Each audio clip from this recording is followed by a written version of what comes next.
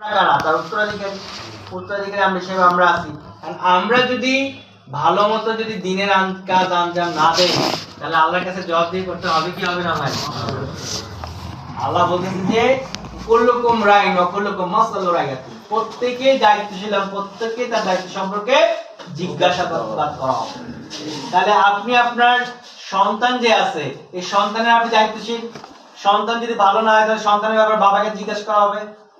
আর বাবা যদি বলে যে না আমি খুব ভালো একটা মাদ্রাসায় দিয়েছিলাম, খুব ভালো একজন শিক্ষক আনতে দিয়েছিলাম, এই শিক্ষক কেন আমার ছেলেকে ভালো করে নাই, মাপ পাওয়া যাবে?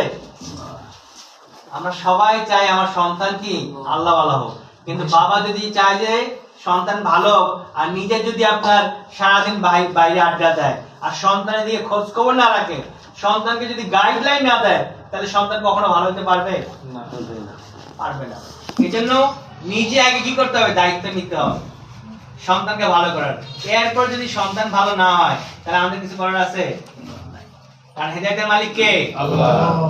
কাজে আমরা যারা এখানে আসছি, উপস্থিত হয়েছি, আমি একটু আগেই বললাম যে আমরা হয়তোবা মাঠেও অবস্থান করতে পারতাম, কিন্তু সেখান থেকে আল্লাহ পাক যেখানে নিয়ে আসছেন এটা একটা আল্লাহর বিশেষ নিয়ামত ছাড়া কেউ আসতে পারতাম না।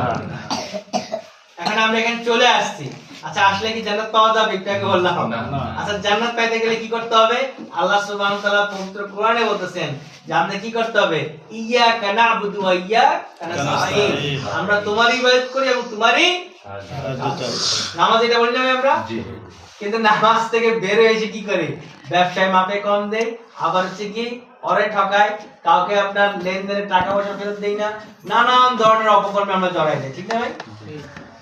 কিন্তু মসজিদে যাওয়ার সময় আবার হুজুর টুজুর কইরা শুদ্ধভাবে নামাজ যায়। একদিন উমরা হজ করে আসছে আওয়ামী লীগের এক নেতা, তো সে আবার আমার বন্ধু মানুষ, তো হজ করে আসছে, আমি বললাম যে এইবার তাহলে আপনি এই যে এইসব কাজ ছেড়ে দেন, তাই না? ছাড়বো না কিছু, উমরা করে আসছি আবার ইচ্ছা মতো কামাই করবো, আবার উমরা করে মাপ চাই।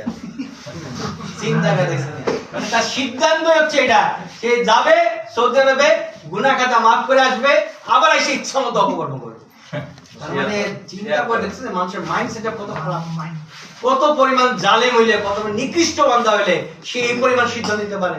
সবাই তো তাকে খুব ভালো মনে করে, সুবহানাল্লাহ কি সুন্দর চেহারা, টুপি আছে, জব্বা আছে, মাশাআল্লাহ খুব সুন্দর চেহারা, দান খয়রাত করে, কিন্তু টাকা আনে কোথা থেকে কেউ কোনো খোঁজ খবর রাখে না। এই টাকা আপনি যেখান থেকে আয় করতেছেন, যেই মানুষের ঘাম ঝরানো টাকা আপনি মেরে খাচ্ছেন, যেই মানুষরা কান্নায় রাতে ঘুমাইতে পারতেছে না, যার দোকান থেকে আপনি চাঁদাবাজি করতেছেন, যার ঘর আপনি লুট করে নিয়ে যাচ্ছেন, কয়দিন আগে দুইটা বাড়ি দখল হয়েছে, এই যে আপনারা বাড়ি